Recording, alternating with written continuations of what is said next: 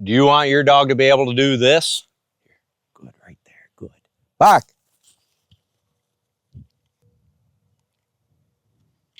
Booyah. This is a down the shore blind, a concept that every dog who's going to run advanced hunt tests and field trials needs to learn. This is Thin Lizzie. She is one of our advanced, skilled, bad to the bone dogs. And this is a skill set that she's had for a while now, and it looks fancy and fun. But I'm going to teach you how to do it with your dog with Monroe.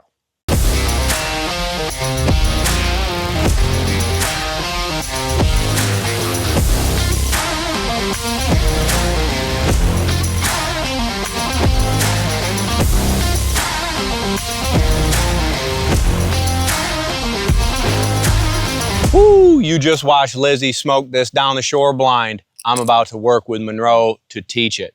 To help teach it, I've got a target out there, my white pole with a little streamer on it. Again, this is the concept that you're going to see in advanced dog training, hunt tests, and whatnot. Not necessarily a skill for hunting,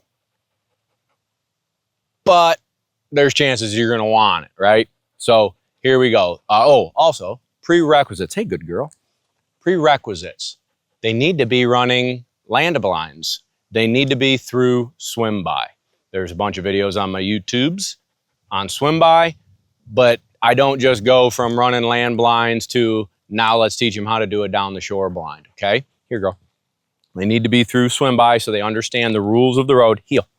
Sit. Good, right there, good. Back.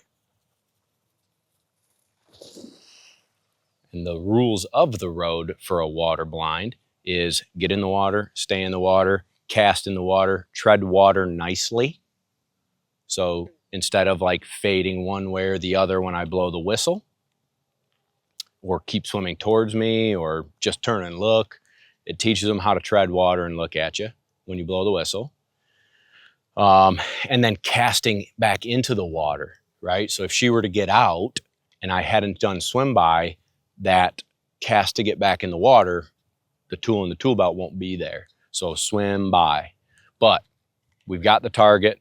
I started up close to shore and she's holding a great line and doing well. I'm going to repeat this and we're going to back up. So she's got more of a run with a decision to make. Do I go this way or do I be good and go through the water? Just like you saw me run Lizzie, where she had a 100-yard run to hit the water, and Lizzie's been taught and taught and taught over years of training that when you're pointed towards the water, you get in the water. Don't run down the bank. Let's go, Monroe. This is awesome for her. Good. There you go. Get back in the water and come on back to Uncle Bob. Now, she did an awesome job. Let's talk about if your dog does something different, which is very common.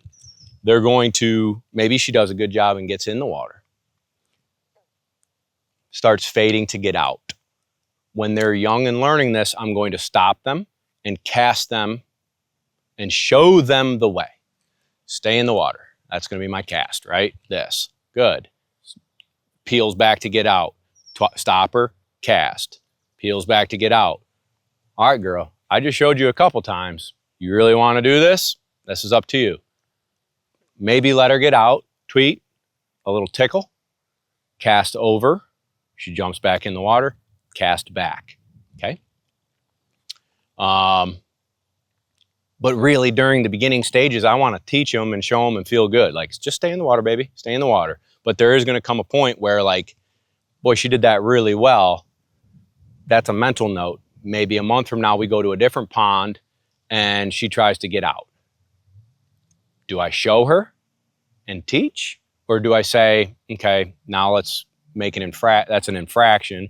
Let's get out, let her get out, make the bad life choice, tweet, bump, over, get back in the water. And then I probably, for a young dog, would give a left back here, right? I'd give a left back, she'd turn, create a little more space from the water. If Lizzie did that to me, I'd boop, cast her into the water, and then I'm gonna give a right back. So it's like turn and dig, but the option to get back out is there. Do you truly understand what I'm asking? So that's how I would handle an advanced dog. Let's back up and we're gonna send her from further away and see what we get. All right, we backed up, right? So I showed her first, did a great job. Now we're gonna back up and see what kind of life choices she makes. There's a couple ways you could handle this. If she leaves my side and veers offline, I'm going to let her make this choice. I want it to be black and white of the infraction. So I'm going to let her skirt the bank and go around on land for maybe 10 steps. Boop. Blow my whistle. No here. Call her into the infraction point, and I'm going to cast her into the water. Show her the right way she should have done it. And then mental note, we got to do more down the shores at greater distances with Monroe to make sure she makes good choices like Lizzie did. The other way you could do it, and I know I probably wouldn't do it that often, would be completely recall them to you and try again, or recall them to you, move up 10 steps, send again. So you're sort of simplifying, but you're making them make the choice from back here instead of handling, which is showing them the right way and giving them the answer too easily and da-da-da-da-da. But if we're teaching, let's teach. Here, girl. Here, sit, dead bird. Sit. Sit. Good, right there. Good. Back. Whistle's ready, always ready. Collar's out of my pocket. What a dog. We're making a good life choice here. Now, in some of my other videos, I talk about distance from the dog erodes control.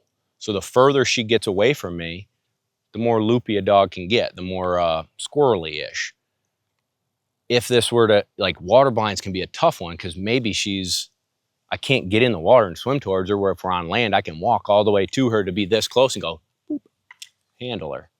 So you really want to make sure that your dog's understanding blind retrieves pretty strong before we jump in and start doing tough water blinds.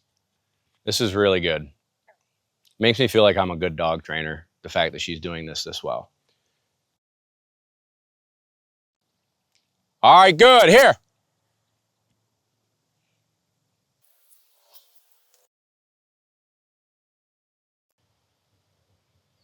Here, hey, okay, let's go. Oh, she's got a cattail stuck to her. All right, very good. I want to remind you, the thought about dogs seeing in pictures, right? Let's take a picture of this. We see a down the shore blind with a white pole target for the dog to learn. I will remove the white poles, obviously, as they progress, and I will look for other ponds that have that same down the shore look. You want to expose your dog to many different scenarios like this to perfect it, right? She perfected this right now, but if I took that white pole away and came back a week from now, she may not do as pretty. Great, that's fine, take the training wheels off, it's time. But maybe at a different pond, I'm still gonna put my white pole out there to show her that picture and show her that picture over here on a different pond, okay? So look at the concept, repeat the concept in multiple different locations, AKA ponds with a nice down the shore look, so that the dog can build this memory bank, this experience, life experience bank, where when you go to your hunt test or field trial and go, all right, baby, I'm pointing you at this down the shore, and she goes, heck yeah, I see what you're asking of me, and they make good choices like Lizzie did. So if you want a dog like Lizzie, swimming down the shore like that, that's how we do it. Thanks for watching. Remember to subscribe. We'll see you in the next video.